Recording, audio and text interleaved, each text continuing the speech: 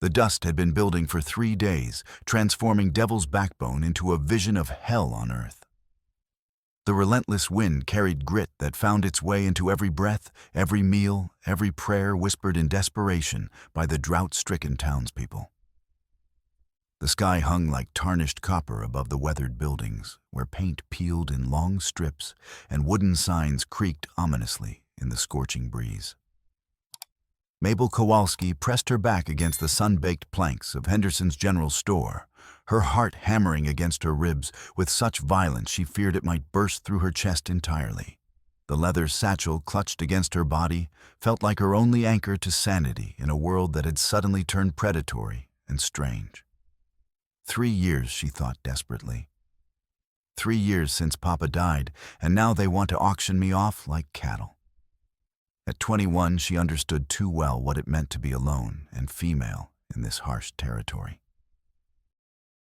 Every weathered face in the crowd before her told a story of dreams withered by drought, of hope ground down to dust by the relentless sun. The men gathering in the square looked at her not with affection or even lust, but with the calculating hunger of drowning men reaching for driftwood. Sheriff Abel Voss stood on the steps of the Silver Dollar Saloon like a king surveying his domain. At 55, his weathered face bore the permanent squint of a man who had learned to see opportunity in others' desperation. His badge caught the harsh sunlight, but there was nothing lawful about the smile that played at the corners of his mouth. It held all the warmth of a rattlesnake coiled to strike. The saloon behind him had once been painted a cheerful yellow, but years of sandstorms had stripped it down to gray wood that looked like old bones. Through its batwing doors, Mabel could glimpse the shadowy interior, where Deputy Tom Williams stood with rigid attention, his young face bearing an expression of fierce loyalty that seemed almost desperate in its intensity. Strange, she mused through her panic, how devoted he appears to a man most people respect only out of fear. Gentleman of Devil's Backbone. Voss's voice carried easily over the assembled crowd, each word carefully chosen to disguise coercion as benevolence. We find ourselves blessed with a rare opportunity to assist one of our community's most vulnerable members. The word vulnerable struck Mabel like a physical blow. She could see it in their eyes, the calculation, the speculation about what she might be worth to a desperate man. The drought had been merciless, turning green fields into cracked wasteland, where even the hardy prairie grass had surrendered to the relentless sun. 12 men stepped forward from the crowd, and Mabel's stomach lurched as she recognized each face. Henry Pike, the wheat farmer, whose wife Rachel lay dying of consumption in their sod house, while his crops withered to dust. His clothes hung loose on his gaunt frame, and his eyes held the hollow desperation of a man watching everything he loved slip away like water through broken fingers. Amos Talley stood slightly apart from the others, his dark skin marking him as different in a town where such differences could prove fatal. His skill with a lasso had earned grudging respect despite the fresh memory of chains that freedom papers could never fully erase. But Mabel could see the wariness in his posture, the constant vigilance of a man who knew his place in this world was precarious at best. Jake Morrison, the cattle rancher, kept glancing nervously at Voss before looking away, sweat beading on his forehead despite the shade of his hat brim. His once proud herd had dwindled to walking skeletons, but something more than financial ruin troubled his features. Guilt, perhaps, or knowledge of secrets too dangerous to voice. Near the back, Ezra Brush wrung his hat in his hands, like a dish rag. The telegraph operator's gambling debts were common knowledge, growing larger each month, while his messages grew more desperate. But there was something in his pale blue eyes when he looked at the sheriff, not just fear, but a kind of resigned devotion that puzzled her. How many secrets does this town harbor? Mabel wondered, seeing the way men's gazes darted toward Voss and away again like animals checking the position of a predator. Miss Kowalski has been without proper masculine protection since her dear father's tragic passing. Voss continued, his pale eyes never leaving her face. The word tragic dripped from his tongue like poison, and Mabel felt her stomach lurch with sudden certainty that Papa's death had been anything but accidental. Behind Henderson's store, she could hear Mrs. Henderson singing softly to her newborn a lullaby in German that spoke of green fields and flowing streams. The sound seemed to come from another world, entirely a world where mothers didn't have to worry about wells running dry or children starving because the rains had failed 3 years running. "I propose a competition," Voss declared with theatrical grandeur, gesturing to the assembled suitors like a ringmaster presenting circus acts. "Let each man demonstrate his ability to provide for a wife. The gentleman who secures the finest provisions will earn the privilege of courting our dear Mabel." His gaze drifted meaningfully to the satchel in her arms, and ice water seemed to replace the blood in her veins. For weeks, Voss had been spreading whispers through the saloon and around the trading post, hints that her father might have hidden something valuable among her papers, that Tomasz Kowalski's abandoned mine held secrets worth more than silver itself. Inside her satchel lay the truth medical sketches she had copied from a Cincinnati catalog, precise drawings of hearts and arteries that helped steady the inherited tremor in her hands. The rhythmic motion of copying each anatomical line had been her only comfort since Papa's death, but now even that innocent activity had been twisted into something sinister by Voss's malicious imagination. "And perhaps," Voss added with calculated casualness, dropping his voice so every man strained to hear, "she might find it in her generous heart to share some of her father's discoveries with the man fortunate enough to win her hand." The crowd stirred with ravenous hunger, desperate faces turning toward her with an avarice that made her skin crawl. She could see it in their eyes. The death of crops had become the death of hope, and in that void, even rumors of hidden wealth could drive good men to unconscionable acts. Old Mrs. Patterson, who ran the boarding house, watched from her front porch with obvious disapproval, her weathered hands gripping her cane like she wanted to beat sense into the lot of them. But even she remained silent, knowing that in Devil's Backbone Crossing, Sheriff Voss was a luxury few could afford. "I require no husband chosen by committee," Mabel said, fighting to keep her voice steady despite the terror threatening to strangle her words. Her slight Polish accent, never fully erased by 3 years in America, lent an exotic quality to her defiance that seemed to surprise some of the men. "My father's papers contain nothing but medical illustrations, and they remain my private concern." Morrison shifted uncomfortably, opening his mouth as if to speak, then closing it again with a look of anguish that cut through her panic. What secret was the rancher harboring? What knowledge weighed so heavily on his shoulders that it bent him nearly double with guilt? Now Miss Kowalski. Voss's tone carried the false patience of a man indulging a child while privately planning her punishment. "A woman alone faces dangers you cannot possibly comprehend. Surely you desire the protection of a worthy man, someone who might help you unlock the full potential of your inheritance." Inheritance. The word hung in the air like smoke from a grass fire, and Mabel saw its effect on the assembled suitors. Their faces, already sharp with hunger, grew sharper still with desperate calculation. She understood now that this was no benevolent gesture.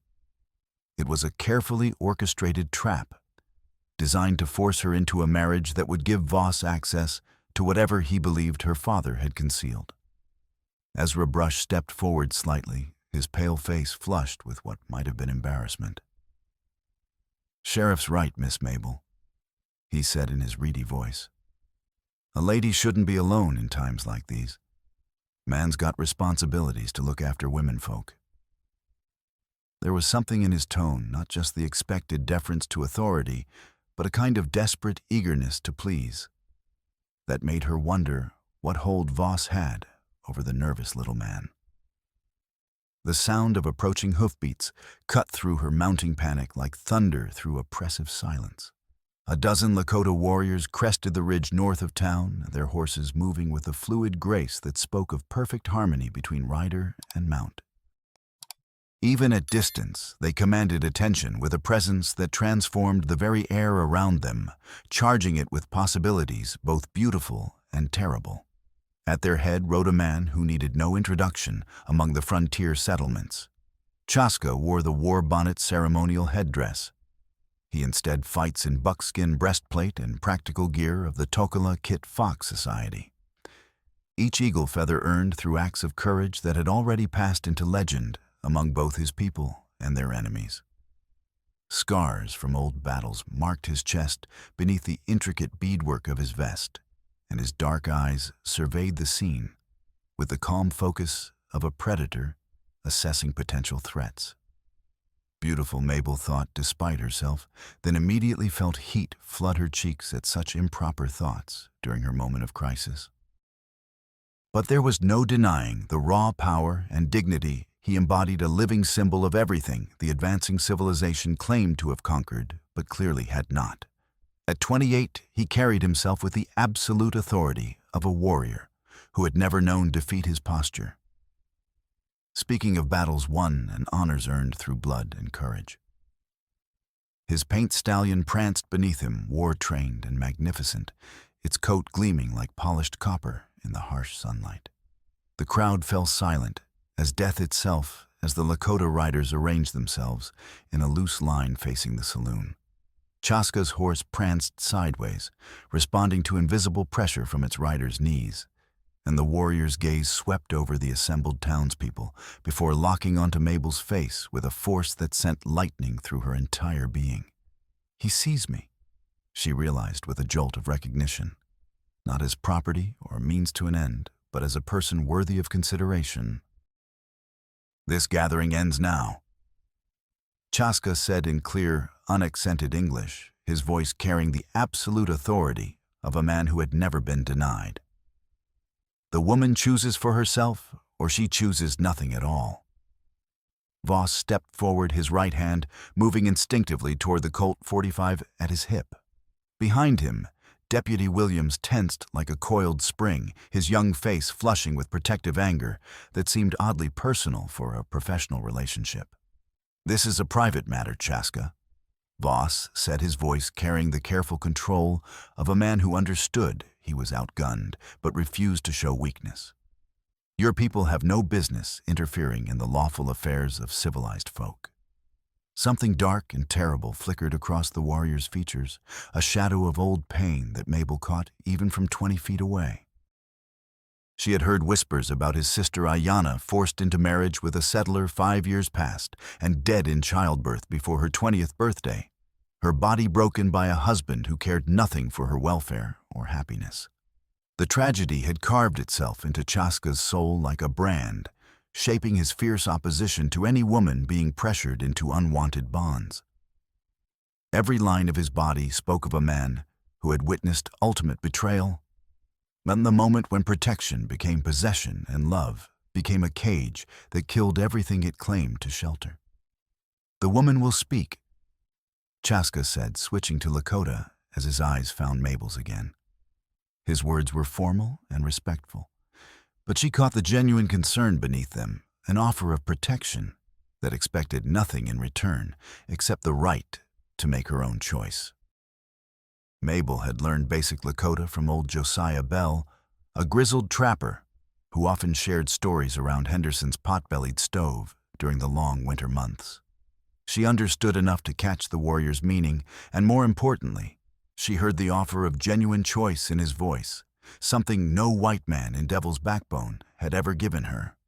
"Here is someone who sees me as a person, not property," she realized with overwhelming gratitude that threatened to bring tears to her eyes. "No," she replied in halting Lakota, then switched to English so the entire crowd could understand her rejection of their plans. "I belong to no man who would claim me as chattel to be bartered away." The words hung in the air, like the echo of gunfire.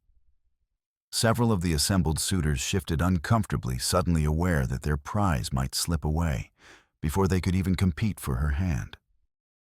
Chaska's lips curved in what might have been approval, while Voss's face darkened with barely controlled rage that promised terrible consequences.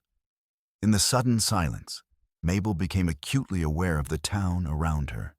The way the buildings seemed to lean inward like conspiracy, the manner in which shadows fell across doorways where people watched without showing themselves. Devil's Backbone felt like a place holding its breath, waiting for violence to finally break the tension that had been building for years. "See here, miss." Henry Pike spoke up, his voice cracking with the desperation of a man watching his world crumble grain by grain. "My Rachel needs medicine, something fierce, and folks say there might be silver up in them hills. If you got information that could help save her life." His words trailed off as he saw the genuine confusion in her eyes.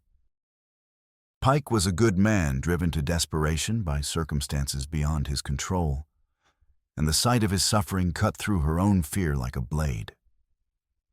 "She's got nothing but drawings of body parts." Jake Morrison interrupted, but his voice carried a hollow quality, as if the words were being forced from his throat against his will. His eyes darted toward Voss and then away, and more sweat beaded on his forehead, despite the shade of his hat brim. But the sheriff promised fair consideration. Why does Morrison look so guilty, Mabel wondered, noting the way his hands trembled slightly as he spoke. What does he know that he's afraid to say? Deputy Williams stepped closer to Voss with protective positioning that seemed oddly intimate for a professional relationship. The young man's jaw was set with determination that spoke of deeper loyalty than mere duty, the kind of devotion that came from blood ties or shared secrets too dangerous to voice. The tension stretched taut as a bowstring ready to snap, until a whiskey bottle flew from somewhere deep in the crowd, shattering against Chaska's left shoulder and drawing a thin line of blood down his arm. His stallion reared with battle fury, nostrils flaring, and the carefully maintained formation around the saloon began to unravel as men scattered for whatever cover they could find. Mabel's satchel slipped from her trembling hands, papers scattering in the wind, as her precious medical drawings danced through the dust like autumn leaves caught in a whirlwind. Several men lunged for them with desperate hunger, shouting, "The map! Get the treasure map!" Even as gunshots began cracking like firecrackers around the square. Through the chaos, Chaska's hand appeared at Mabel's elbow, steady and warm against her skin. For a heartbeat that seemed to stretch into eternity, they stood frozen in the eye of the storm. His dark eyes meeting her blue ones with a connection so profound, it sent fire racing through her entire being. Safe, her heart whispered with absolute certainty. For the first time in 3 years, I am truly safe. Then he lifted her effortlessly onto his horse's back, her arms encircling his waist, as they thundered away from the melee toward the cottonwoods that marked the dry riverbed. Behind them, Devil's Backbone erupted into full chaos as 12 disappointed suitors, 1 furious sheriff, and a dozen Lakota warriors sorted out their differences with fists, bullets, and the occasional well-placed lasso. Dr. Eliza Burnham pressed herself against the mercantile's wall as bullets whined overhead like angry hornets, her medical bag clutched protectively against her chest. At 42, she had come west from Boston, seeking opportunities that the male-dominated medical establishment back east would never offer a woman, no matter how skilled her hands or sharp her mind. Her gray dress was already dusty from the morning's heat, and now it would be stained with the blood of whatever casualties this senseless violence produced. She had seen too much frontier conflict to be surprised by its sudden eruption, but she remained perpetually disappointed by humanity's tendency to reach for guns when words might have sufficed. "Get down," Amos Talley shouted, diving behind a water trough, while his lasso spun with practiced precision toward Deputy Williams, who was taking careful aim at the retreating Lakota. Despite the racial epithets Voss regularly hurled his way, Amos had earned grudging respect through skill and quiet dignity that refused to be broken by hatred. His own freedom was barely 3 years old, purchased with blood spilled at Antietam and Gettysburg. But acceptance remained a daily battle, fought with competence, and the kind of courage that didn't need to announce itself. Now he found himself defending the very people who often treated him as less than human, because doing right mattered more than personal grievances. Ruth McKenna, the town's unmarried schoolteacher, grabbed two small children who had been watching the spectacle with wide eyes and hauled them bodily into the safety of her one-room schoolhouse. At 37, she had never found a man willing to accept her education and independence. But she had found profound purpose in ensuring that frontier children might grow up literate despite their harsh circumstances. Her quick thinking and maternal instincts had saved more than one life during the periodic violence that plagued their isolated community. As she barricaded the door with her heavy oak desk, she whispered prayers in the Latin her father had taught her, hoping that God might bring peace to a place that seemed to have forgotten his existence. The gunfight lasted only minutes, but left the town square resembling a battlefield. Voss stood in the center of the destruction, his face purple with rage as he surveyed the scattered papers that had caused such pandemonium. Most were clearly anatomical drawings, hearts, muscles, the delicate tracery of blood vessels, but his fertile imagination could still see treasure maps in the precise lines and careful notations. Deputy Williams remained close beside him, that strange, fierce loyalty still evident even in defeat. The young man's breathing was quick and shallow, his gun hand trembling slightly as he scanned the surrounding buildings for signs of continuing threat. There was something in his posture, protective positioning, that spoke of personal investment rather than professional duty. "Mount up!" Voss bellowed to his remaining deputies, spittle flying from his lips in his fury. "That half-breed's made off with our property, and by thunder, we'll have her back before sunset." Our property. The words revealed everything about how he truly viewed Mabel, not as a person to be protected, but as an asset to be controlled and exploited for maximum profit. Ezra Brush emerged from behind an overturned barrel, his pale face even whiter than usual, as he surveyed the damage. His hands shook as he picked up scattered papers, and when he looked at Voss, there was something in his expression that went beyond mere fear. A kind of desperate devotion that spoke of shared blood or shared guilt. "Sheriff," he said in his reedy voice, "what if she really don't have nothing? What if we're chasing shadows?" Voss's cold smile made several nearby men step backward involuntarily. "Then we'll make our own treasure, Ezra. We'll make our own truth. That's what men with vision do. They create opportunities where none existed before." In the cottonwoods by the dry riverbed, Chaska's warriors had formed a protective circle around their leader and his unexpected charge. The horses stamped and blew while their riders checked weapons and scanned the approaches for the pursuit that would surely come. The heat was oppressive, even in the shade, and the air shimmered with mirages that made distant objects dance like spirits. Dr. Burnham had followed them, her medical instincts overriding personal safety when she saw blood darkening Chaska's shirt from the broken bottle. She approached the warrior with her bag in hand, and no trace of the fear that lesser souls might feel in the presence of a savage.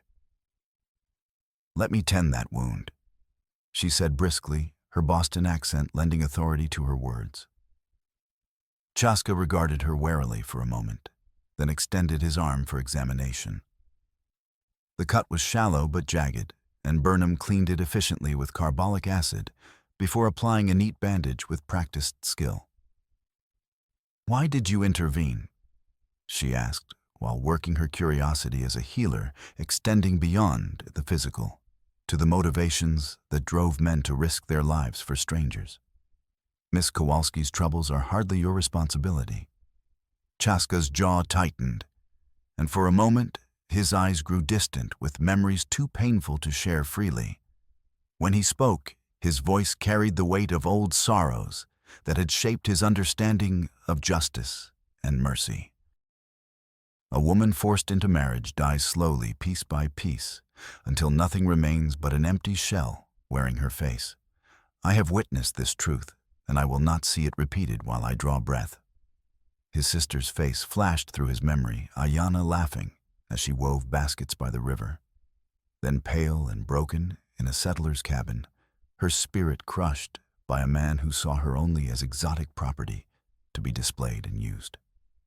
The memory still had the power to fill him with rage so pure it threatened to consume everything in its path. Mabel sat on a fallen cottonwood log, trying to calm her racing heart while processing the morning's terrifying events.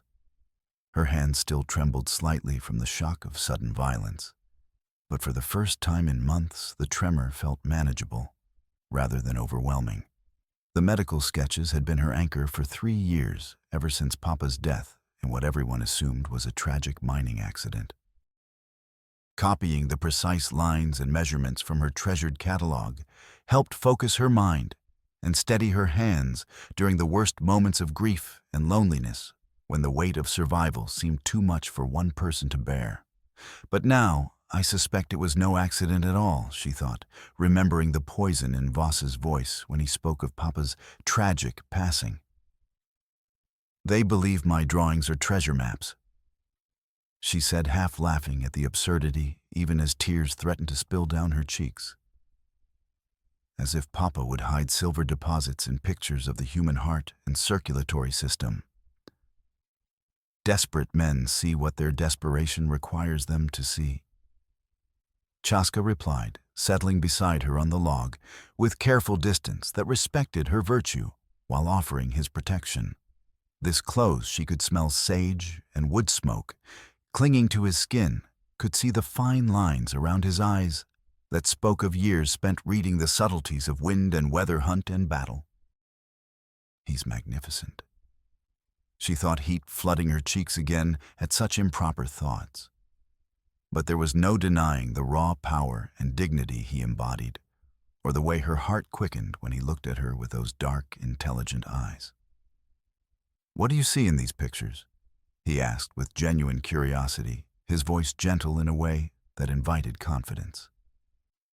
Mabel retrieved one of the scattered sketches that had blown against the fallen log, a detailed drawing of cardiac chambers she had copied from a treasured medical text. "I see how blood flows through the body in perfect rhythm," she said, tracing the vessels with her finger, her touch growing steadier as she focused on the familiar patterns. "How everything connects to everything else in divine harmony. When I draw these lines, my hands grow calm, and my mind finds peace in the midst of chaos." Something in her voice made Chaska study her more closely.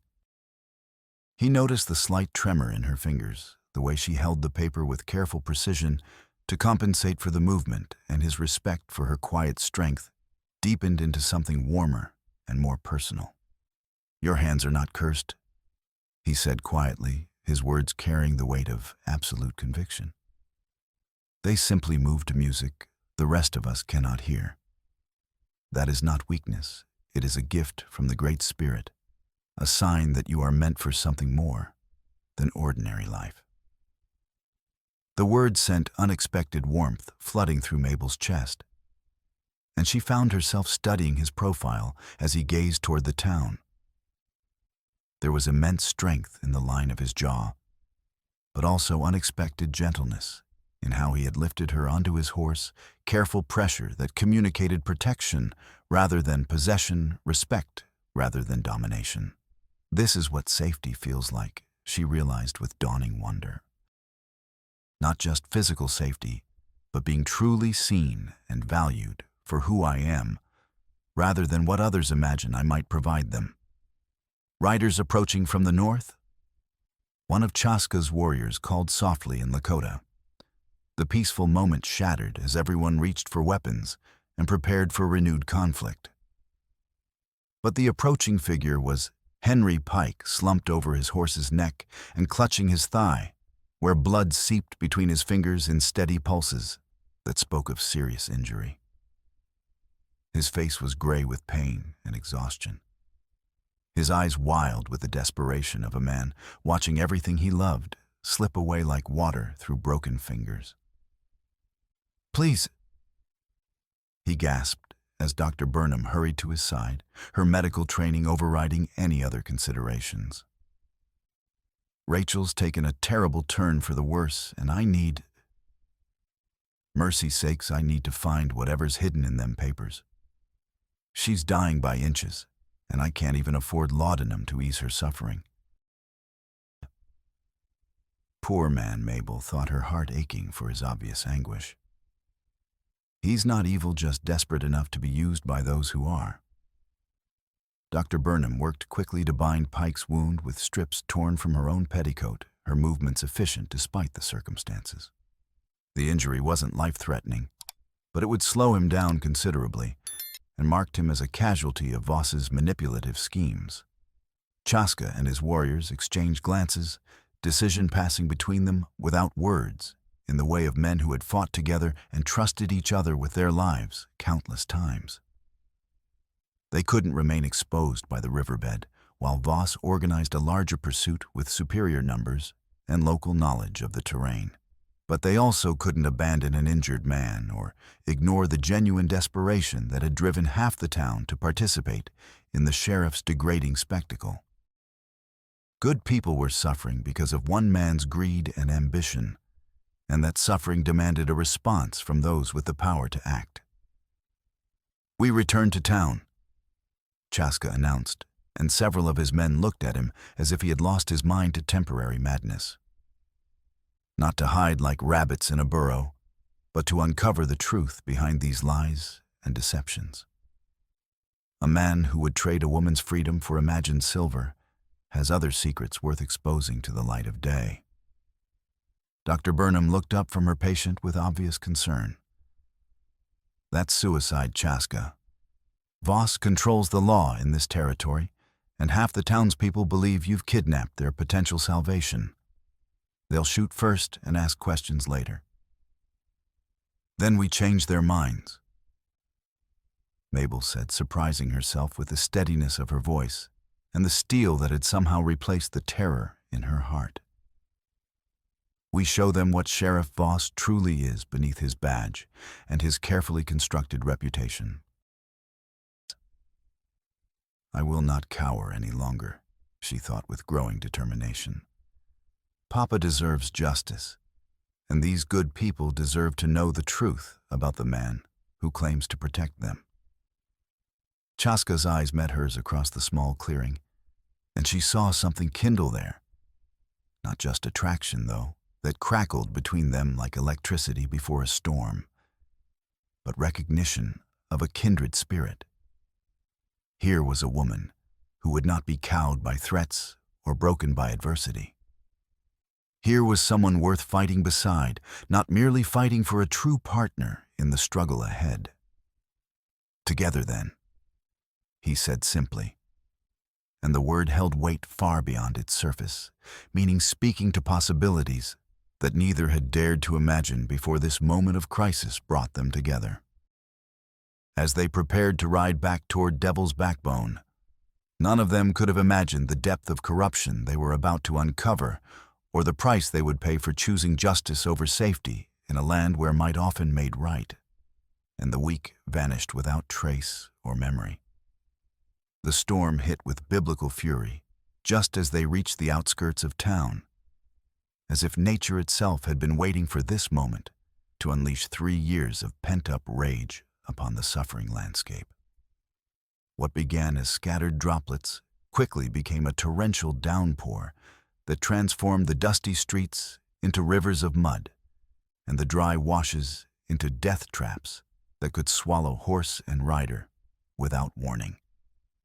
The change was so sudden and violent that it took everyone by surprise.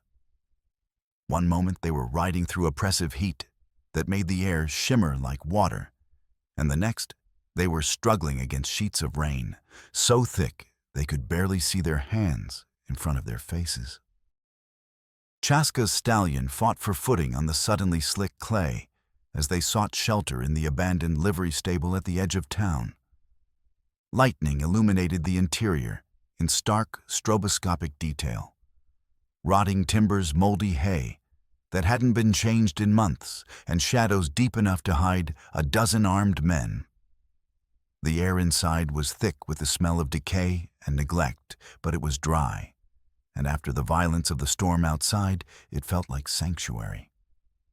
Water drummed against the roof with increasing force, and through the gaps in the weathered boards, they could see the streets of Devil's Backbone transforming into something unrecognizable.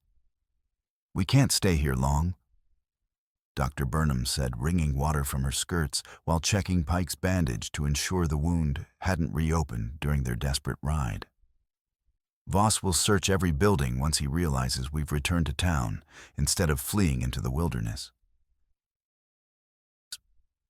Through the rain-lashed windows, they could see lights moving in the main part of town, men gathering despite the weather horses being saddled with obvious urgency, the unmistakable signs of a larger and more determined posse forming under Voss's direct leadership.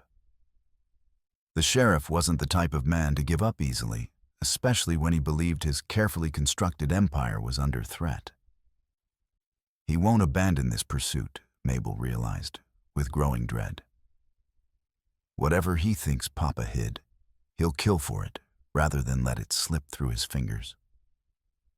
But before they could plan their next move, Ruth McKenna's voice came from the doorway as she slipped inside like a ghost, soaked to the skin, but grinning with the fierce determination of someone who had finally chosen a side in the town's unspoken war. "The schoolhouse," she said without preamble, water streaming from her gray hair and practical dress. "I've been thinking about your father's death, Miss Kowalski, and there are documents you need to see, records that might finally make sense of what's been happening in this town." They followed her through the storm toward the one-room schoolhouse, moving carefully through streets that had become treacherous rivers of mud and debris. The rain was so intense, it felt like walking through a waterfall, and more than once they had to help each other maintain footing on the slippery ground. Ruth had converted the schoolhouse's basement storage area into an impromptu archive, and by lamplight that flickered ominously in the storm-charged air, she spread documents across makeshift tables created from stacked wooden crates. Birth certificates, death records, land transactions, and the countless small details that revealed the true patterns of life and death in Devil's Backbone. "Here," Ruth said, pointing to a specific entry in the carefully maintained ledger that served as the town's unofficial record book. "The day immediately after your father died, Voss filed a claim for water rights on Willow Creek. That's the stream that runs directly through your family's property, the only reliable water source for miles in any direction." Mabel frowned, her wet hair dripping steadily onto the precious papers as she tried to understand the full implications of what she was seeing. But Papa owned those rights legally. They came automatically with the mine claim when he purchased it from the previous owner. Not if you weren't legally considered his heir under territorial law. Dr. Burnham said slowly, her methodical mind working through the complex legal implications with growing horror. "Mabel, were you and your father properly documented as United States citizens when you arrived from Poland?" The question hit like a physical blow, driving the air from her lungs as she realized the full scope of Voss's long-term planning. Her hands began to tremble again, not with the inherited tremor that marked her family line, but with the kind of soul-deep fear that came from understanding how completely she had been manipulated. We had papers initially," she whispered, her voice barely audible over the drumming rain. "But they were lost in a flash flood during our first terrible winter here. Papa said we could obtain new documentation later when we had saved enough money for the fees and legal processes involved. So, legally speaking, you might not exist in the eyes of the territorial government," Ruth said grimly, her teacher's mind immediately grasping the devastating consequences. "Which would make your inheritance completely invalid, and your father's claims would revert automatically to whoever filed first after his death." The pieces of Voss's elaborate and murderous plan fell into place with terrifying clarity, revealing a depth of calculation that made Mabel's stomach churn with disgust and grief. He hadn't merely killed Tomasz for his silver discovery. He had engineered a comprehensive way to steal everything the Polish immigrant had worked for, including his daughter's future and freedom. The marriage contest had been merely a backup plan, a way to legitimize his control through a puppet husband if legal challenges proved insufficient to secure his goals. Every aspect of her life for the past 3 years had been shaped by a dead man's greed and a living man's calculated cruelty. "There's more," Amos Talley said from his position by the door, where he kept watch for any signs of Voss's approaching men. His voice carried the weight of years of suppressed anger and the burden of secrets too dangerous to voice until now. "I've been thinking constantly about that night at the mine." He continued, his words coming faster as the storm provided cover for confessions that might otherwise prove fatal. "Voss sent me to town for supplies right before the so-called accident, claimed it was urgent business that couldn't wait until morning. Kept me away for 3 full hours on an errand that should have taken 30 minutes at most. So there would be no witnesses to his crime." Mabel thought her heart breaking as she imagined her father working alone in the dangerous tunnels, completely unaware that death was being prepared for him by a man he trusted. But someone else was there that night, a new voice said from the shadows near the stairs. Jake Morrison stepped into the lamplight, his face haggard with 3 years of accumulated guilt, and his hands shaking so violently he could barely hold his hat.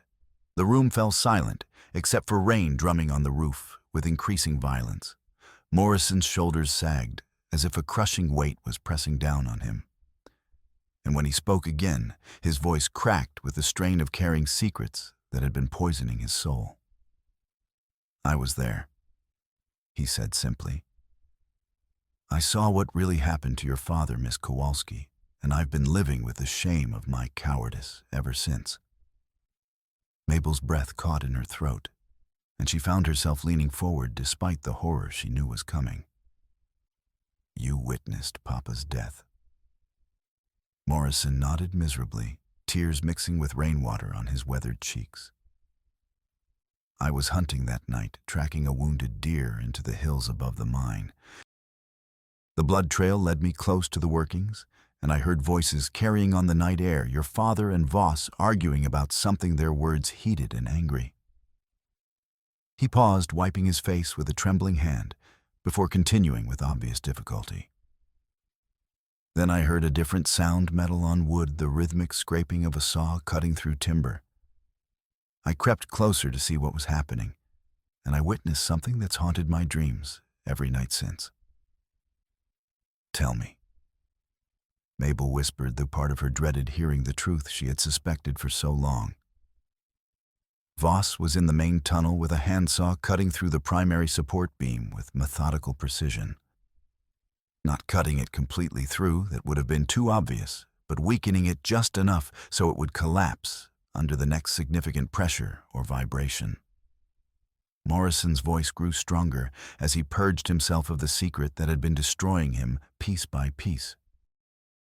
"Your father was working in the Eastern Branch, completely unaware of what was being prepared for him. He was so focused on his geological surveys that he never heard the sawing, never suspected that death was being arranged just yards away. Papa died believing he was safe," Mabel realized, and somehow that knowledge was both heartbreaking and comforting. At least he hadn't spent his final moments in terror, hadn't known that his trust had been so completely betrayed. "I should have warned him." Morrison continued, his voice rising with self-recrimination. "Should have called out, should have confronted Voss, should have done something, anything to prevent what I knew was coming. But I was a coward, Miss Kowalski. I let your father die to save my own worthless skin." "Voss threatened you," Chaska said with the calm certainty of a man who understood how predators operated on both human and animal prey. Morrison's laugh was bitter as alkali water. "Oh, he did more than threaten. Said if I ever spoke of what I'd seen, he'd make sure my ranch failed completely and my family starved. said he had ways of making life impossible for those who crossed him, ways that couldn't be traced back to him directly. The rancher's face twisted with anguish as he continued his confession. But it wasn't just the threats that kept me silent. Voss had something on me, tintype photographs he'd taken of me with one of the saloon girls when I was drunk and stupid and missing my wife something fierce. Said he'd show them to my Mary, destroy my marriage and my children's respect for their father. So many lives poisoned by one man's evil, Mabel thought, beginning to understand the full scope of Voss's web of corruption and control. But before anyone could respond to Morrison's revelation, the sound of approaching horses cut through the storm with unmistakable menace. Through the basement windows, they could see torches bobbing through the rain like evil spirits. Voss's posse, larger and more determined than before, systematically searching every building in town. "They've found our trail," Dr. Burnham observed with clinical detachment, already checking her medical supplies in preparation for the violence that seemed inevitable. Chaska moved to the window, assessing their tactical situation with a warrior's practiced eye. Even partially obscured by rain and darkness, he could count at least 20 men, maybe more odds that would challenge even the most skilled fighters. "We're outnumbered 4-1, he reported grimly. "And they know the town better than we do." "Then we run again," Ruth said pragmatically, though her voice carried little conviction. "Live to fight another day, when the odds might be more favorable." But as they prepared to flee into the storm once more, a new sound reached their ears over the drumming rain. Not the splash of hoofbeats through mud, but the deep, ominous rumble of moving water, finding new channels through the earth. The storm had been filling the usually dry creek beds to overflowing, and now the rushing torrents were growing stronger by the minute, fed by runoff from the mountains and 3 years of accumulated rainfall that had been waiting for this moment of release. "Listen," Mabel said suddenly, understanding dawning in her mind, like sunrise after the darkest night. "The mine. If the supports were already weakened 3 years ago, and now all this water is running into the hills, creating pressure and erosion." A distant crash echoed across the valley, followed by the sound of rushing water finding entirely new channels through rock and earth. The old Kowalski mine was collapsing at last, its damaged timbers finally giving way under the accumulated pressure of time water and the weight of secrets that had been buried there. But instead of simply burying the past deeper, the collapse was revealing it in the most dramatic way possible. A new spring burst from the hillside, where the mine had been sending clear, life-giving water cascading down toward the town, in a torrent that promised either salvation or complete destruction. "Mercy sakes," Dr. Burnham breathed, watching through the window as the flood approached Devil's Backbone with inexorable force. The entire lower section of town is going to be underwater within minutes, including innocent families who have nothing to do with Voss's crimes, Mabel realized with horror. The thought of children drowning while they pursued justice made her stomach turn with revulsion at her own selfishness. "We have to warn them," she said, reaching for her rain slicker with grim determination. "Whatever else happens between us and Voss, we cannot let innocent people die because of his evil or our pursuit of justice." It was then that Deputy Tom Williams burst through the basement entrance, his young face twisted with anguish, and his gun drawn, but not aimed at anyone in particular. Rain streamed from his hat and coat as he stood in the doorway, seemingly torn between duty and conscience, authority and basic human decency. "Nobody move," he said. But his voice lacked conviction, trembling with emotion that went far deeper than professional obligation. "Sheriff's orders are to bring you all back alive for questioning." Alive. The word carried significance that wasn't lost on anyone present. Voss wanted them breathing at least long enough to extract whatever information he believed they possessed. Tom. Voss's voice carried through the storm as the sheriff himself appeared at the top of the stairs, flanked by a dozen armed men whose faces were grim with purpose. Water cascaded from his coat and hat, but his pale eyes burned with fanatic intensity that the storm couldn't diminish. "Good work, son." He continued the endearment carrying weight that suddenly made everything clear. "Now step aside so we can finish this business properly." "Son." The word hung in the air with electric significance, explaining William's fierce loyalty in a single syllable. Not professional dedication to a superior officer, but the desperate desire of a bastard child to win his father's approval and recognition. "Sheriff," Morrison said, stepping forward with his hands raised, but his voice stronger than it had been in years. "I have something to say about the night Tomasz Kowalski died, something that needs to be heard by everyone present." Voss's face went white, then flushed with rage that made several of his men step backward involuntarily. "You'll keep your lying mouth shut, Morrison, if you know what's good for your family's continued health and prosperity." "No." Morrison replied, his voice growing stronger with each word, as 3 years of guilt and fear transformed into righteous anger. "I've kept quiet long enough. I saw you murder that good man in cold blood, and I'm prepared to testify to it before God and any judge who'll listen to the truth." The revelation sent shockwaves through the assembled men. Several of Voss's supporters exchanged uncertain glances, their confidence in their leader beginning to waver as the foundation of lies he'd built his authority on started to crumble. But William stepped protectively in front of his father, his gun now aimed directly at Morrison's chest with the steadiness of youth and desperation. "You're lying." The young deputy snarled, his voice cracking with emotion. "My father would never harm an innocent man. He's the law in this territory." "Your father." Dr. Burnham interrupted the pieces of the puzzle clicking into place with devastating clarity. "Abel Voss is your father." William's face crumpled with the anguish of a secret finally exposed to the harsh light of day. "He took care of me. When my mother died of consumption, gave me purpose and direction when I had nothing.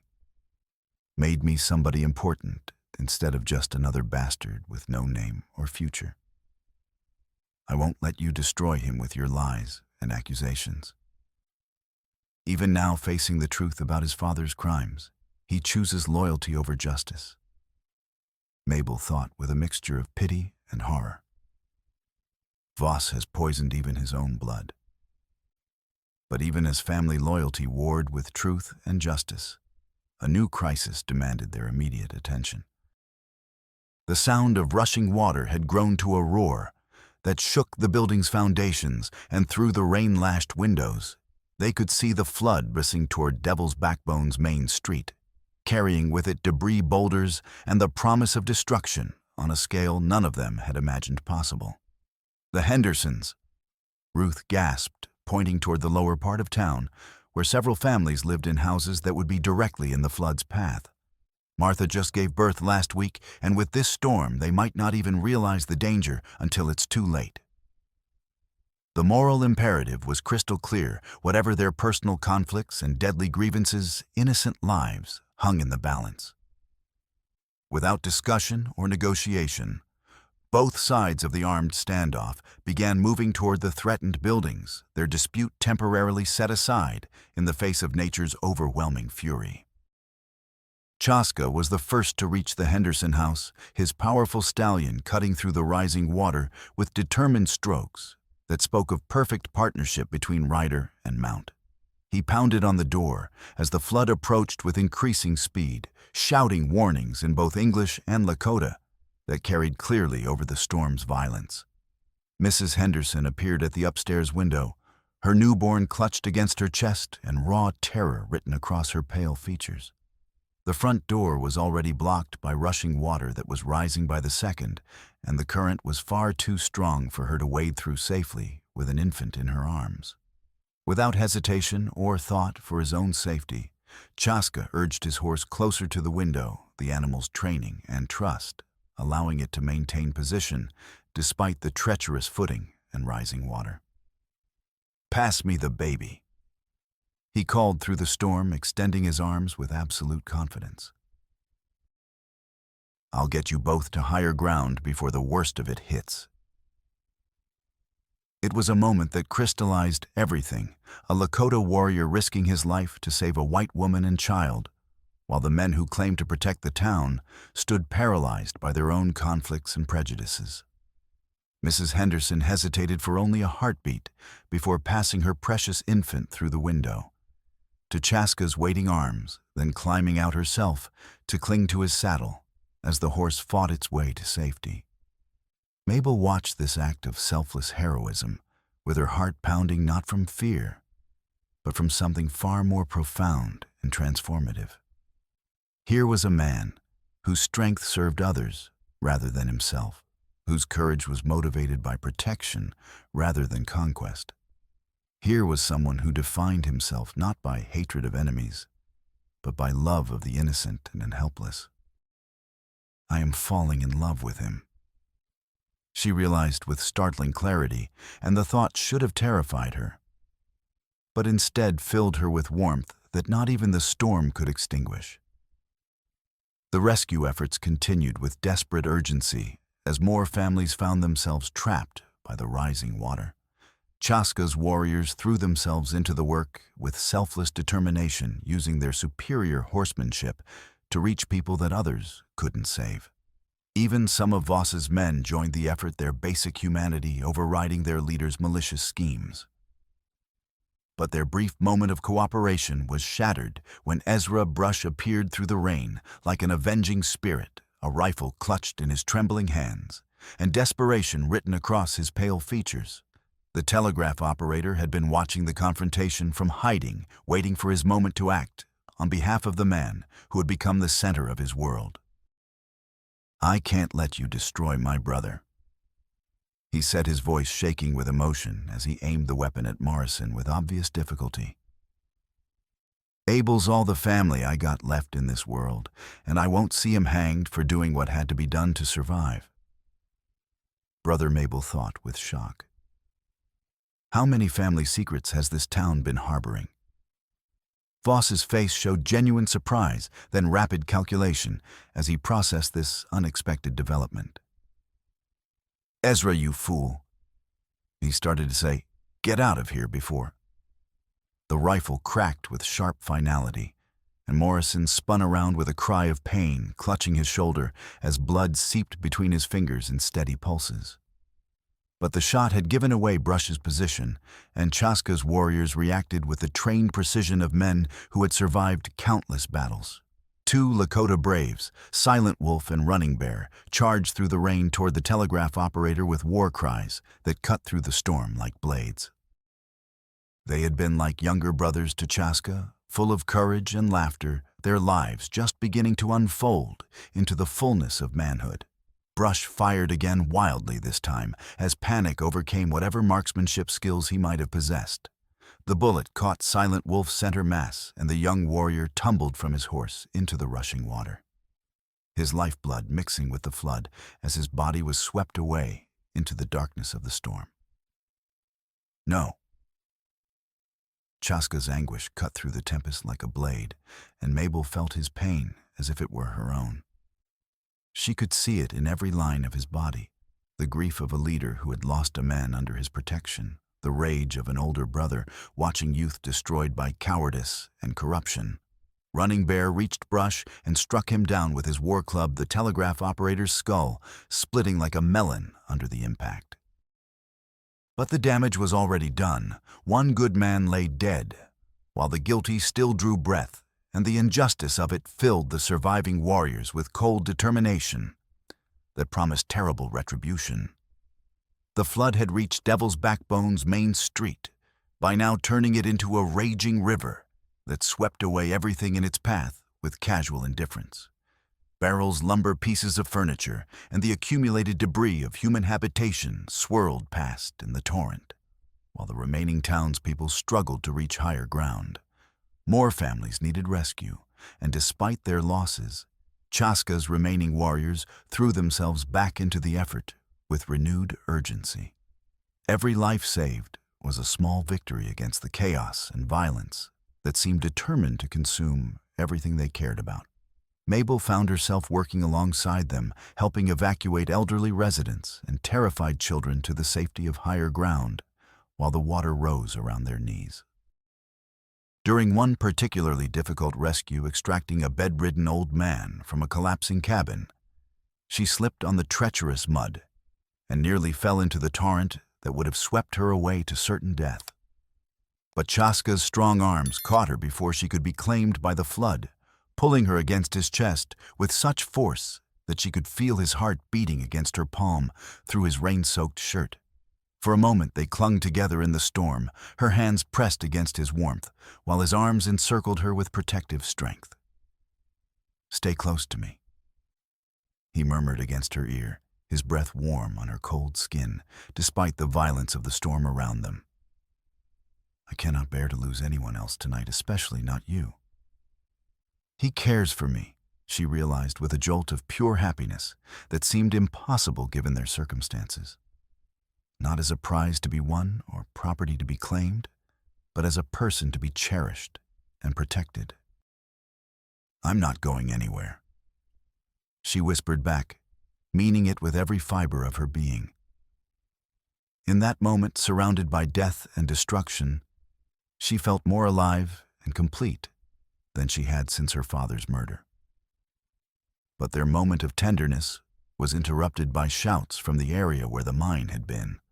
The initial collapse had destabilized the entire hillside, and now sections were giving way in sequence, each failure triggering the next in a deadly cascade that threatened to bury half the mountain under tons of rock and mud. "The whole mountainside is coming down," Dr. Burnham observed with clinical detachment as she watched geological forces beyond human control reshape the landscape in real time. If there was ever physical evidence of murder buried up there, it's being destroyed forever. No, Mabel thought desperately. There has to be something left. Some proof that Papa didn't die for nothing, that his life and death meant more than one man's greed. It was then she remembered the satchel she had dropped during the morning's chaos in the town square. Most of her medical drawings had scattered in the wind, but a few might have survived the storm and flood. With sudden inspiration, born of desperation, she began searching through the mud and debris that littered the streets, looking for any scrap of her father's legacy. Ruth joined her without explanation, needed understanding the desperate importance of their search. Together, they combed through the flooded streets in the fading light, picking up soggy papers and examining them by the flickering light of storm lanterns that threatened to go out at any moment. "Here," Ruth said suddenly, holding up a water-stained drawing that looked somehow different from the others. "This isn't just anatomy, Mabel. Look at the notations your father made in the margins." Mabel took the paper with trembling hands, studying the familiar medical illustration surrounded by her father's careful handwriting. At first glance, it appeared to be random numbers and symbols scattered around the edges of the drawing. But as she looked closer through the rain and dim light, a pattern began to emerge. "It's a code." She breathed, her heart racing with excitement and grief combined. "Papa embedded information in my drawings, not just about water sources, but about... Wait." Her finger traced a series of numbers that corresponded to specific geological coordinates. "There is silver, but not where Voss thought." Papa found a second vein, one he kept completely secret from everyone. The revelation was staggering in its implications. Her father had indeed discovered treasure beyond imagination, but he had hidden the location so cleverly that even killing him hadn't given Voss access to the information he craved. The coded notations disguised as medical annotations surrounding anatomical drawings revealed not only the underground spring that was now flooding the valley, but also a previously unknown silver deposit that could secure Devil's Backbone's future for generations to come. Papa was protecting me even in death, Mabel realized, as tears mixed with rain on her cheeks. He knew Voss might kill him for what he'd found, so he hid the truth where only I would think to look for it. But their moment of discovery was interrupted by renewed gunfire from the higher ground, where Voss and his remaining supporters had taken defensive positions. The sheriff had realized that his crimes were about to be exposed to the world, and he was preparing to fight to the death, rather than face the hangman's noose that his actions had earned. "This ends now," Chaska said grimly, checking his Henry rifle and counting his remaining cartridges with the methodical care of a warrior who understood that the next few minutes would determine whether justice or corruption triumphed in Devil's Backbone. Including his own son, Mabel thought, looking toward Deputy Williams, who still stood beside his father, with the desperate loyalty of someone trying to prove his worth through violence and blind obedience. The final confrontation took place on the hill overlooking the flooded town, with Devil's Backbone spread below them like a scene from the Book of Revelation. Voss had positioned himself behind a natural rock formation that provided excellent cover from multiple directions, while Williams and 3 remaining deputies flanked him on either side with their weapons ready. "You're all dead," Voss shouted through the storm, his voice cracking with the strain of a man who saw his carefully constructed empire crumbling around him. "Every last one of you. Nobody destroys what I've built with my own hands and lives to tell about it." Chaska's response was to signal his remaining warriors, who began a careful approach from multiple directions using tactics learned in battles against both cavalry and infantry. But Voss was a veteran of Indian fighting himself, and he recognized the maneuvers being used against him with growing alarm. "Tom," he called to his son with desperate urgency, "take the high ground and pick off their leader. Show me you're worthy of the name I gave you, that you're truly my blood." Williams hesitated, conflict written across his young features, as duty warred with dawning understanding of what his father truly was. "Pa, maybe we should just surrender. Too many people are going to die if we keep fighting in the flood. People die anyway." Voss snarled with the cold fury of a man who had never valued human life except as it served his purposes. "The strong take what they want, and the weak get buried in unmarked graves. Which are you going to be, boy strong like your father or weak like your whore mother?" The cruel words hit Williams like physical blows, and Mabel saw the exact moment when the young man made his choice between filial loyalty and basic human decency. The deputy raised his rifle toward Chaska, his face set with grim determination to prove himself worthy of his father's respect, no matter the moral cost. But Morrison, despite his wounded shoulder and the pain that must have been excruciating, had positioned himself with a clear shot at Williams. The rancher's rifle cracked with authority, and the deputy stumbled backward, clutching his leg as blood poured from the wound in steady streams. "That's for 3 years of keeping silent when I should have spoken." Morrison called out, his voice carrying clearly over the storm. "I won't watch you murder any more good men for a father who ain't worth the powder to blow him to hell." The wound wasn't fatal, but it removed Williams from the fight and sent Voss into a fury that bordered on complete madness. He began firing wildly as shots scattered and desperate as he realized that his support was melting away like snow in spring sunshine, leaving him isolated and exposed. One of his bullets found its mark despite the poor aim.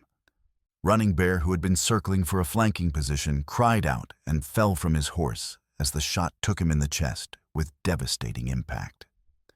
He tried to rise, his war cry echoing across the hillside in defiance of death itself, but a second shot from one of the remaining deputies finished him with brutal finality. 2 warriors dead. Chaska thought grief and rage warring in his heart like competing storms. 2 brothers lost to one man's insatiable greed and corruption. The loss of Running Bear, following so closely on Silent Wolf's death, filled the remaining Lakota with cold determination that spoke of blood debts that could only be paid in kind.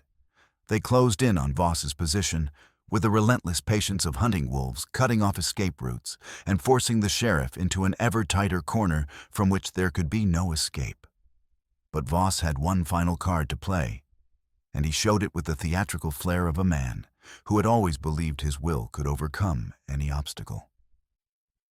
As Chaska emerged from cover for what should have been the killing shot, the sheriff grabbed his wounded son and pressed his Colt .45 to the young man's temple with unmistakable intent. "Back off!" Voss screamed, spittle flying from his lips, as madness and desperation finally claimed whatever sanity he had once possessed. "All of you back off right now, or I'll blow his brains out and scatter them across this mountainside." Williams looked up at his father with heartbroken understanding, seeing clearly for the first time what kind of man he had devoted his life to serving. "Pa, no," he whispered, his voice barely audible over the storm. "Don't make this worse than it already is. Please." "Shut up." Voss pressed the gun harder against his son's temple, leaving a circular impression in the young man's flesh. "You're my blood boy, and you'll do exactly what I say, until the day I die, because that's what family means." Even now, facing the end of everything, he sees his own child as property to be used and discarded. Mabel thought with disgust that went beyond mere revulsion into the realm of existential horror. There's no love in him, only the insatiable need to control and possess everything within his reach. But Williams had finally seen his father's true nature reflected in the faces of everyone around them, and the revelation shattered the last vestiges of his desperate loyalty, like glass under a hammer blow. With sudden movement born of desperation and newfound moral clarity, he elbowed Voss hard in the ribs and rolled away from the gun's deadly muzzle. "I ain't your property," he shouted, his voice carrying clearly over the storm as he found the courage that had been building inside him for years. "I'm a human being with a soul, and I choose to do what's right instead of what's profitable." The distraction gave Chaska the opening he needed. His Henry rifle spoke once with final authority, and Abel Voss jerked backward as the bullet found its mark, the Colt falling from his nerveless fingers as he clutched his chest in disbelief. Blood frothed on his lips as he stared at the Lakota warrior with hatred that not even approaching death could diminish or transform. "You think you've won?" he gasped, his voice growing weaker with each word as his life ebbed away into the mud. "But there's others who know my business, who'll finish what I started when you least expect it." "What others?" Mabel demanded, kneeling beside the dying man, despite her revulsion, desperate to extract whatever final secrets he might carry to his grave. "What business are you talking about?"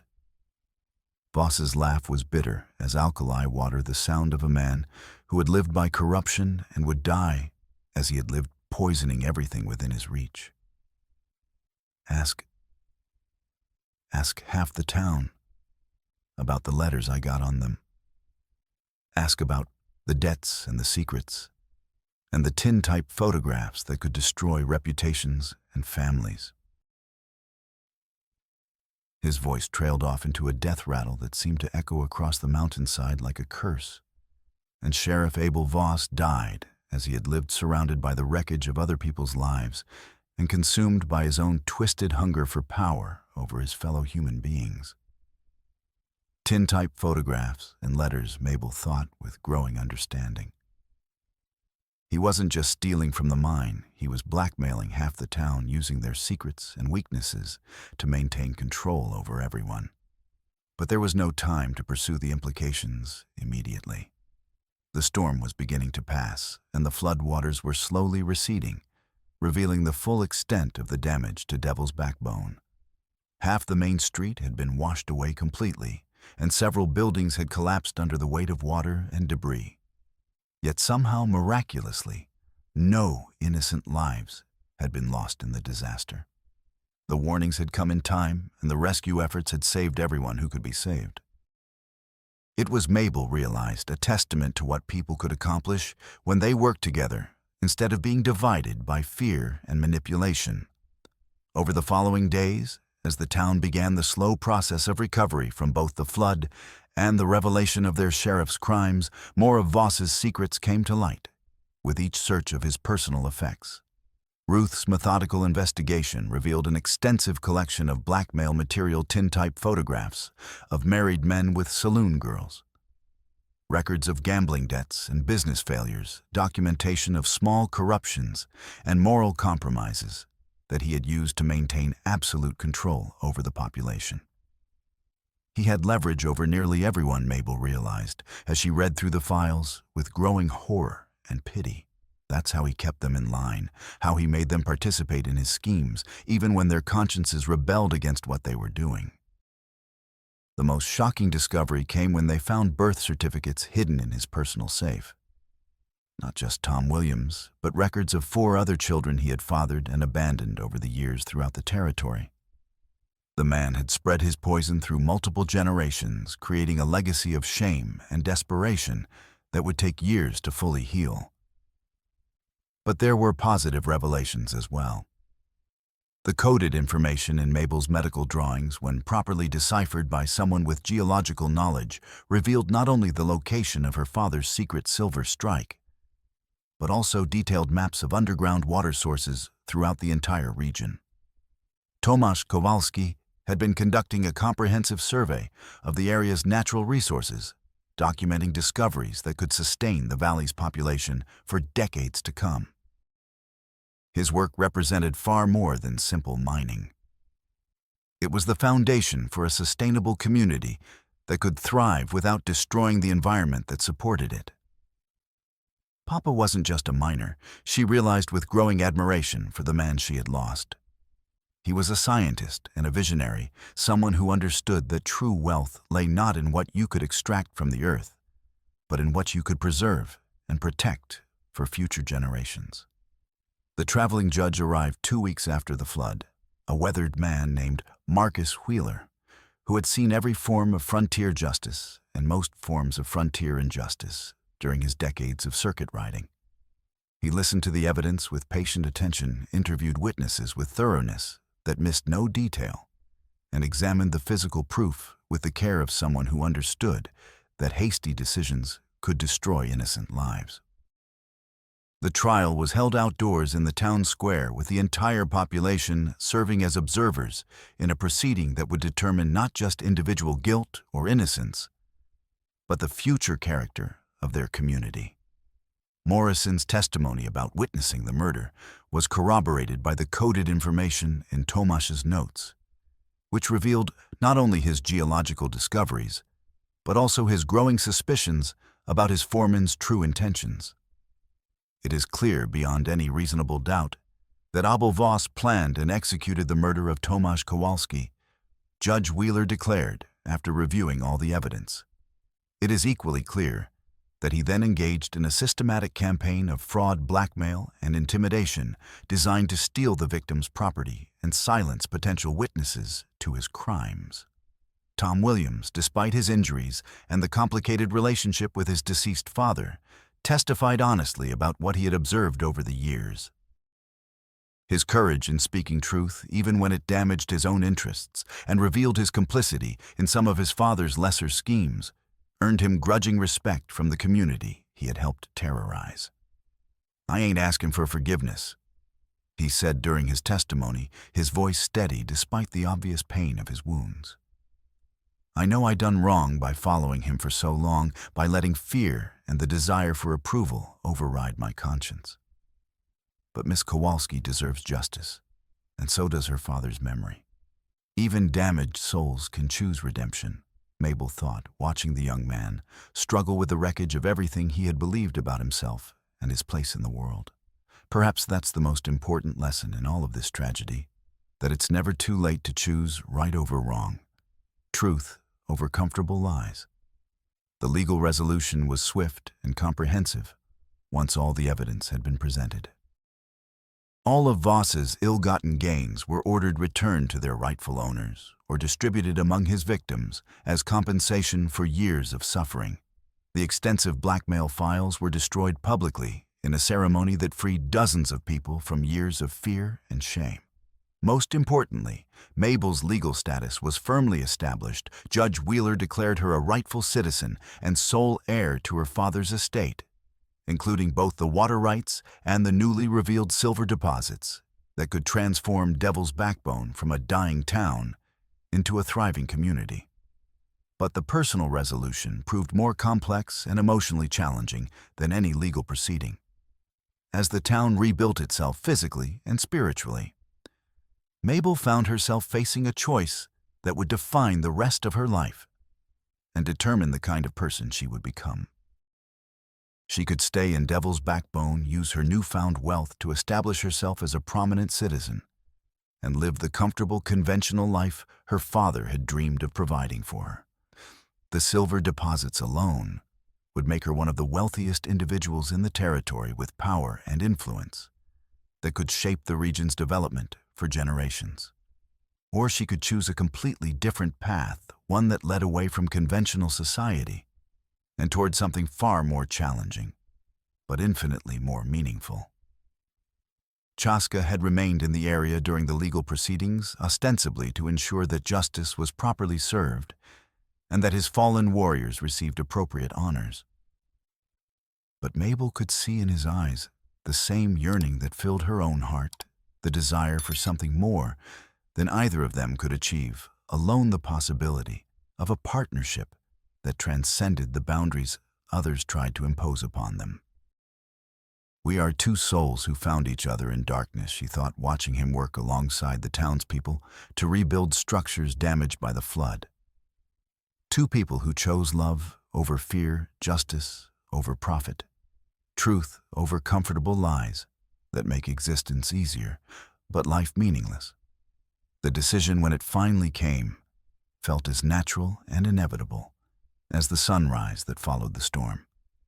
"I have something important to tell you all," she announced at the town meeting held to discuss Devil's Backbone's future reconstruction and governance.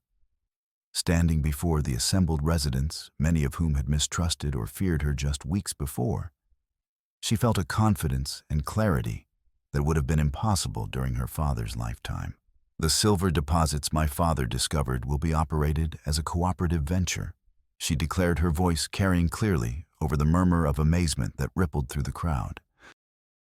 "Profits will be shared among all residents according to their contribution of labor and expertise, rather than being hoarded by any individual owner." The announcement sent shockwaves through the assembled townspeople. In an era when wealth typically meant individual power and influence, her decision to share resources represented a radical departure from accepted norms of capitalism and personal accumulation. Furthermore, she continued, her voice gaining strength and conviction with each word, "The water rights will be held in perpetual trust for the community as a whole, ensuring that no one person can ever again control others' access to this most basic necessity of life." Let them be amazed, she thought calmly. Let them struggle to understand what it means to choose community over personal gain, cooperation over competition.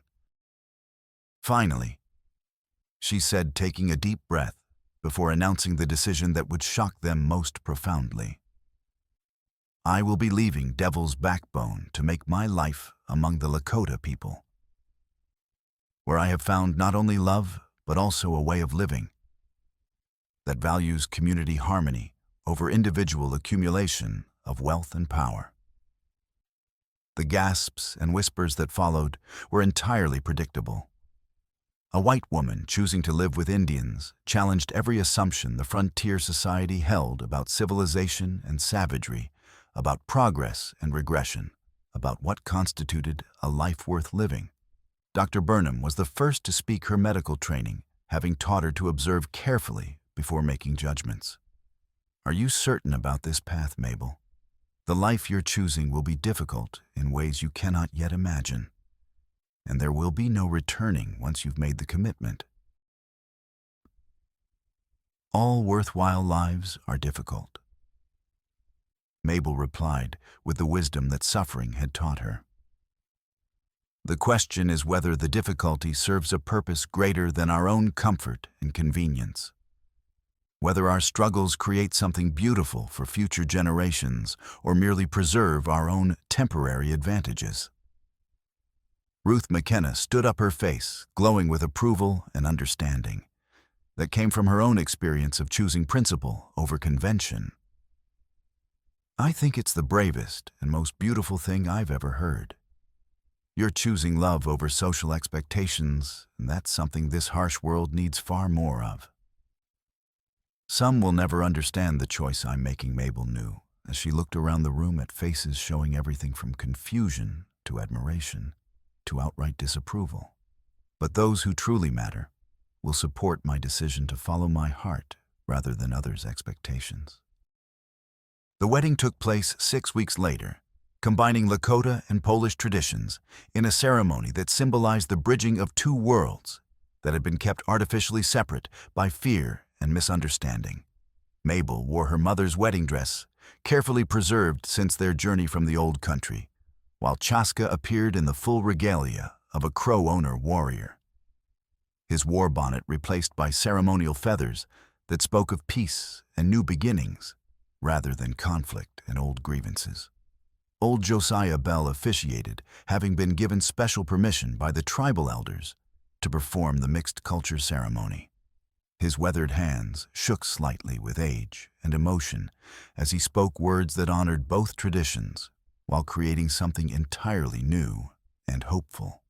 Dr. Burnham served as Mabel's attendant, her practical gray dress a stark contrast to the bride's white silk and intricate beadwork. Ruth scattered wildflower petals that had bloomed in the aftermath of the flood, symbols of beauty and resilience, emerging from destruction and chaos. But the most moving moment of the entire celebration came when Tom Williams approached the couple during the festivities, walking with obvious difficulty on his healing leg, but carrying himself with new dignity, born of hard-won self-respect and the courage to choose redemption over self-pity. Miss Kowalski, Mrs. Well, whatever your name is now, he said with obvious embarrassment at the complexity of cross-cultural marriage customs. I got something that rightfully belongs to you. He held out a leather-bound journal that she recognized immediately, her father's private diary, found hidden beneath the floorboards of Voss's office during the systematic search of his possessions. The pages contained not only geological observations and mining notes, but also personal reflections on his hopes for his daughter's future and his growing understanding of the man who would eventually murder him. The last entry was written the day before he died, Williams said quietly, his voice heavy with the weight of secrets finally revealed. He wrote about how proud he was of you, how he hoped you'd find the strength and wisdom to build something better and more lasting than what he was leaving behind. Mabel opened the journal with trembling hands, finding her father's familiar handwriting on the final page, the ink slightly faded, but still clearly legible.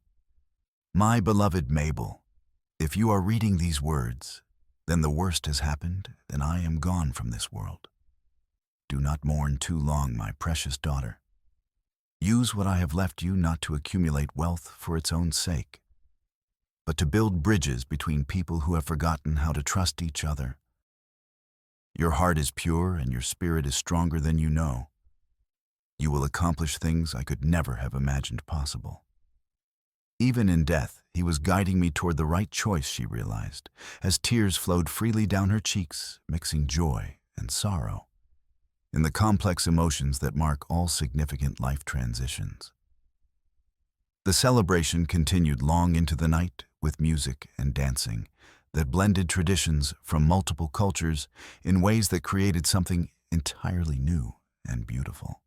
Mabel found herself moving between groups throughout the evening speaking Polish, with the few immigrants in attendance, conversing in increasingly fluent Lakota, with Chaska's people sharing memories in English, with the townspeople who had become unlikely friends through shared trials and mutual suffering.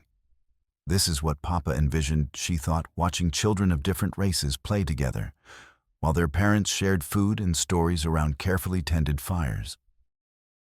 Not walls between peoples that keep us isolated and suspicious, but bridges that allow us to retain our unique heritage while sharing our common humanity. Late that night, as the last guests departed, and Devil's Backbone settled into the peaceful sleep of a community, finally free from the fear and corruption that had poisoned it for so long, Mabel and Chaska walked hand in hand to the stream that now flowed where the cursed mine had been. The water caught the moonlight like scattered silver, beautiful and precious beyond any treasure that could be dug from the earth or stolen from other human beings. The sound of its flowing was like music, eternal, peaceful, and full of promise for the future they would build together. Do you ever regret choosing this path? Chaska asked softly, his voice barely audible over the gentle murmur of moving water. Never. Mabel replied without hesitation, her hand naturally finding his in the darkness. I spent 3 years afraid of my own shadow, dependent on others for protection and purpose, living a half-life that honored neither my father's memory nor my own potential. Now I'm truly living, making my own choices, loving the man I choose to love, building something meaningful with my life. How could I possibly regret that? They stood in comfortable silence, listening to the eternal song of flowing water and feeling the vast frontier sky spread above them like a promise of infinite possibilities yet to be explored. Behind them, Devil's Backbone slept peacefully, its streets no longer running with anything more threatening than clean mountain water that would sustain life for generations to come. The silver was still there, waiting patiently in the hillsides to provide prosperity for families yet to be born. The water flowed freely, carrying life and hope to every corner of the valley. Most importantly, the truth had been spoken and justice had been served, freeing the community from the fear and manipulation that had held it captive for far too long. Some stories end with, "And they lived happily ever after," Mabel mused as she watched the stars wheel overhead in their ancient patterns. But real life is more complex and challenging than fairy tales. We will face difficulties, make mistakes, experience losses that will test our love and our resolve in ways we cannot yet imagine. But we will face them together as equals, as partners, as two people who chose each other freely and completely, without coercion or manipulation, or the false promises that others use to control those they claim to love. The children of this valley will grow up different than we did, Chaska said, as if reading her thoughts with a supernatural understanding that sometimes develops between souls who have found their perfect match. They will know that love transcends the color of skin or the accidents of birth, that strength comes from helping others rather than dominating them, that true wealth lies in what we give to our community rather than what we take from it. And they will know, Mabel added, squeezing his hand gently in the darkness, that every person has the fundamental right to choose their own path through life, regardless of what others expect or demand or try to force upon them through fear or manipulation. As dawn approached, painting the eastern sky in shades of gold and crimson that promised another day of endless possibility, they turned to walk back toward their new life together. The water continued to flow past them, carrying their story forward into tomorrow, and all the tomorrows that would follow, a testament to the transformative power of love, to change not just individual lives, but entire communities, willing to embrace hope over fear, cooperation over competition, truth over the comfortable lies that make existence easier. but life meaningless. The anatomical drawings that had once helped steady Mabel's trembling hands now rested safely in their new home, no longer needed as a crutch, but treasured as a reminder of the journey that had brought her to this moment of perfect peace and infinite possibility. She had learned that some things in life cannot be controlled, only accepted and worked with as part of the divine plan that connects all living things in ways we rarely understand until we look back from the vantage point of wisdom earned through suffering. But standing under the vast frontier sky, with a man who had seen her true worth when others saw only weakness or opportunity for exploitation, she knew with absolute certainty that she had found the one thing that could steady any tremor, calm any fear, and transform any ending into a new beginning filled with hope and purpose. Love, complicated, challenging, dangerous, and absolutely undeniably true.